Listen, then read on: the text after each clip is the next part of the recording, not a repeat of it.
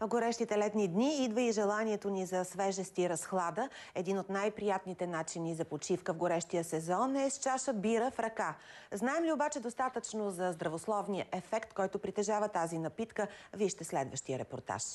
Да станете майстор-пивовар трябва търпение, но и много внимание и любов към работата, особено ако бирата, която правите, има свой собствен живот. Буквално. Живата бира е без консерванти и не е пастюризирана. За направата й са необходими 30-40 дни, но е годна за пиене само около седмица, след като излезе от пивоварната. Затова пък е по-здравословна.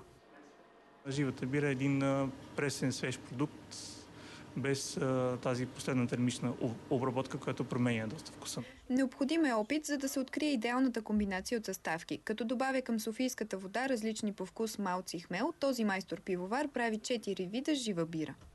Като вкус тя е малко по-плътна, седи по-свежа, не е толкова алкохолна, тъй като се усеща вкуса на бирената мая повече. През наближаващия сезон на бирата лятото можете да изберете между светло, червено, черно или пшеничено живо пиво. От това оптимално съчетание на полезното с приятното се възползвайте заедно с добри приятели и слънчево настроение за мезе.